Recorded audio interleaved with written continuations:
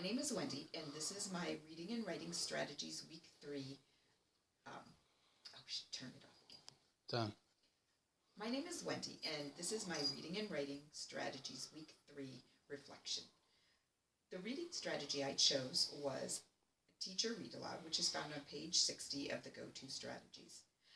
Even though I've used this strategy before, I felt it was appropriate to use it again with my whole class as we are beginning a new unit in science, and I thought they needed to gain some background knowledge. The book I read was Solids, Liquids, and Gases by Ginger Garrett. This book is a great introduction to solids, liquids, and gases. As I was reading it, we stopped throughout and had discussions and had the students identify solids, liquids, and gases that they could either see in our classroom or in the world around us. The book then goes into solids, liquids, and gases in our body. They could easily identify solids in our body, but they had a harder time with the liquids and gases. One thing that I think I would change if I did this read aloud again would be to add actual realia. While the book has great pictures and photographs, I think that some of the students would have benefited from seeing the actual solids, liquids, and gases and being able to touch them so that they could differentiate between them. For my writing strategy, I then chose an exit ticket, which is found on page 64, and I felt this was appropriate as it was a quick assessment to see how much they had learned throughout the previous lesson, and where we needed to fill in any holes for students. One of the things I did ask my students to do as they completed their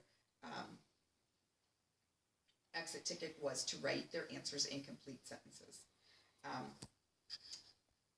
Shafini states that subject matter content can be used to teach both English and content at the same time. So I felt that this was an appropriate way of assessing what my students had learned. One of the things that I would have changed for this, most of my students did fine with it, but I had a few students who were very hung up on spelling their content words correctly. And so one of the things that I would have changed for those students was offering them a word bank or pictures with labels so that they could use those to help them spell for the ones that are hung up on that.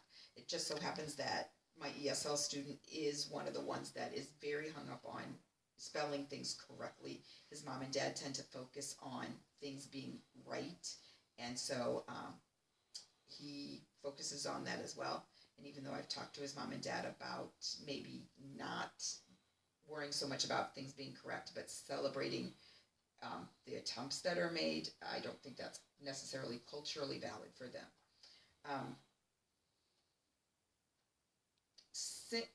I think that these lessons went really well, and I will definitely be using both of these strategies again. Thanks.